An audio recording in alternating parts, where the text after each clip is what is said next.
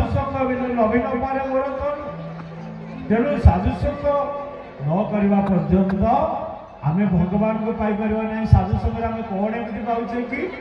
साधु संग करने को कहीं कहले आमे को भजन करके भगवान डाकिले कौन हम ना ना आमे कौन भजन कले हेनी। हाँ होची ठाकुर कहते भक्त मैंने बहुत भजन गाउछंती सत हेले प्रेम कहीं भक्त माने बसंती भजन करी बसंती भजन करी भजन कले की हेबो प्रेमटी नाही जहारी की हेबो बसिल सारी जदि न भज गहरी की हेबो बसिल सारी जे भजन प्रेम हे नाही भगवान को से भजन भजन भाव पहुंची पार ना। ताले आम भजन केमी करवा कथा शास्त्र कौन निर्देश देले कहले करे कर कर्म मुखे धर राम हृदय रे गृहस्थ भक्त भजन कौशल एहा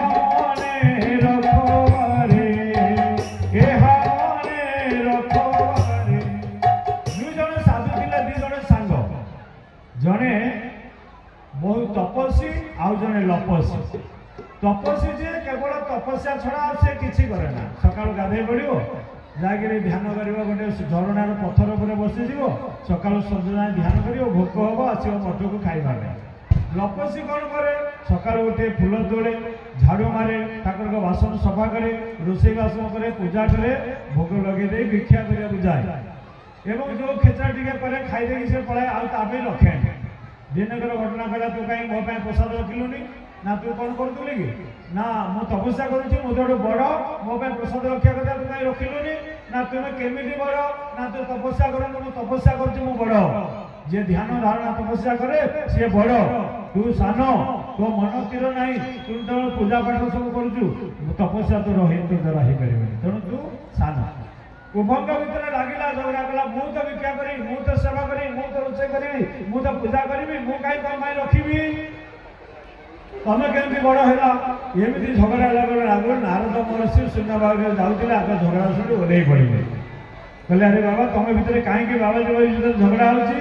ना आगे आप आसते समाधान करूँ ये कहते मु बड़ सी केमी बड़ ना कौन झगड़ा ना सी रोषे कर तपस्या करने जाऊँ हेले मो तपस्या द्वारा मु भगवान को डाकिकी मो बल सब गुड़ा समाज मु मंगल करुच्ची ये केवल ये तपस्या करुच्ची अल्प समय करुच्ची ध्यान ध्यान पूजा पाठ करी ये केमती बड़ हम कहले लपसी तुम कौन कर आगे आम ठाकुर सेवा करुच्ची एवं रोषेबास करुच्ची पूजा करुच्ची मु ध्यान कर समय पाँच ध्यान करुच्ची। अच्छा किए भितर बड़ आप कहूँ कौटा बड़ सेवा बड़ ना ध्यान बड़ ना तपस्या बड़ कौटा बड़ कहूँ। नारद कहले आज मुझे मु काली आस ठीक समय तुमको बुझेदेवी तुम झगड़ा मेटी जाओ काली मुझे बुझेदेवी जा। नारद चलीगले ठीक ता बास दिन आसिले पथर पर बसी तपस्वी पाखे पहुँची गले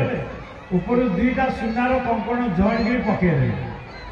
दुईटा सुनार बल देखीदे आखि खोलीदे कौन पड़ा बोले दुईटा सुना कंकण ऊपर पड़ा